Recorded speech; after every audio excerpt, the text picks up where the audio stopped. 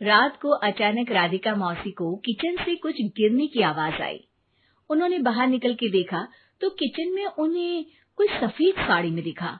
वो चीख पड़ी, हे भगवान, आलतू जलालतू आई भला को टालतू, आलतू जलालतू आई भला को टालतू। राधिका मौसी को चीखते सुनकर श्रवण बाहर आता है भागते हुए। अरे माँ, क्या हुआ? क्या देख लिया? दादी माँ आ गई क्या सपने में? अरे बेटा, रसोड़े में देख तो कौन है? श्रवण रसोड़े में झांक कर देखता है और उसे कोई नहीं दिखता अंदर। अब रसोड़े में तो कोई नहीं है माँ। कोई सफेद साड़ी में नहीं है क्या? नहीं माँ, कोई भी नहीं है। चिल्लम चिल्ली की आवाज सुनकर काजल भी वहां आ जाती है। अब क्या हो गया माँ जी? अरे बेटा, रसोड़े में एक चुड़ैल थी सफेद साड़ी में। अरे क्या कर रही थी वो अंदर? अरे बताया नहीं, कल आएगी ना तो पूछ लूंगी। चुड़ैल जी, आपका क्या प्लान है? माँ जी, रात बहुत हो गई है, आपने कोई बुरा सपना देखा होगा, चलिए सो जाइए। राधिका मौसी सोने तो चली जाती है पर उनको रात भर नींद ही नहीं आती। वो कुछ भी उलझुल बातें सोचने लगती है। कहीं चुड़ैल की वजह से तो घर में टेंशन नहीं हो रहा, कहीं उसी की वजह से तो वो दादी नहीं बन पा रही। सुबह जब राधिका मौसी रसोड़े में छानबीन करती है तो पाती है कि नींबू का अचार गायब है। चुड़ैल नींबू का अचार ले गई, मुझे तो ठीक नहीं लग रहा कुछ। चुड़ैल को भी पता है कि जिंदगी का असली मजा तो खट्टे में ही है। राधिका मौसी झट से श्रवण को फोन कर देती है। बेटा, मुझे समस्या समझ में आ गई है, हमें एक तांत्रिक की जरूरत है। अरे क्या बोल रही हो माँ, तांत्रिक की क्या जरूरत है? आप पूजा पाठ तो कर ही रही हो ना। आलतू जलालतू मंत्र सारे फालतू जैसे कुछ मंत्र पढ़ो, चली जाएगी अपने आप चुड़ैल। अरे नहीं बेटा, कभी चुड़ैल को कम नहीं समझते। अरे तुझे पता भी नहीं चलेगा कि कभी वो छल करके काजल की जगह घर की बहू खुद बन जाएगी। क्या माँ, कुछ भी बोल रही हो? कहाँ काजल और कहाँ चुड़ैल? वैसे एक बात बताओ, काजल को अगर गाने के लिए बोल देना तो चुड़ैल काजल की आवाज सुनकर घर तो क्या, धरती लोग छोड़कर चली जाएगी। तुम ना पढ़े लिखे बच्चे हर चीज को मजाक समझते हो। तुम रहने दो, मैं खुद ही तांत्रिक को बुला लेती हूँ। अच्छा सुन, शाम को इमली लेके आना। क्या है कि चटनी खाए बहुत दिन हो गए है ना? नहीं माँ, इमली तांत्रिक से ही मंगवा लो ना, आटा वगैरह भी उसी से पिसवा लेना। देखो मुझे काम करना है। श्रवण रात को कई तरह की सब्जियों के साथ माँ के कहने पे चटनी के लिए इमली भी ले आया था, लेकिन राधिका मौसी के दिमाग में अलग ही फिल्म चल रही थी। उन्हें अब सिर्फ शक ही नहीं यकीन होने लगा था कि शायद चुड़ैल ने श्रवण पर अपना जाल बिछा दिया था, जिस वजह से श्रवण उनकी बात ही नहीं मान रहा था।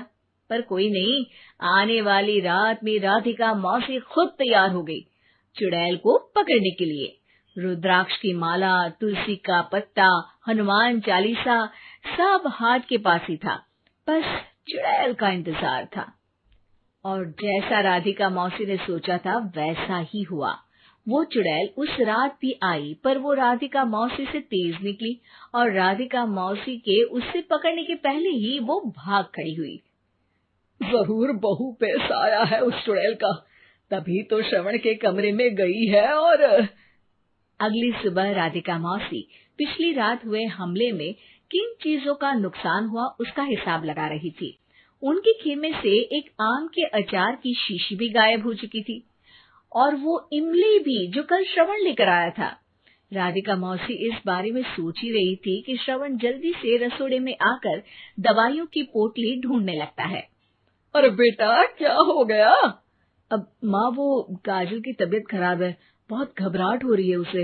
हे भगवान, मैंने पहले ही कहा था कि तांत्रिक को बुला लेते हैं, पर नहीं, अब देखो उस चुड़ैल ने काजल को अपने वश में करना शुरू भी कर दिया है।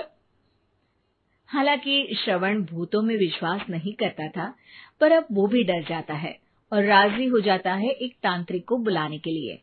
कुछ ही घंटों में तांत्रिक आ जाते हैं और राधिका मौसी तांत्रिक जी को सब बता देती है। घोर संकट, घनघोर संकट, चुड़ैल को मारू जोर चाकट, ओम भट स्वाहा खटखा के आहा। अरे ये क्या मंत्र है? मेरे खुद के ओरिजिनल मंत्र है, कल रात को ही लिखे हैं, अच्छे लगे तो दाद चाहूंगा।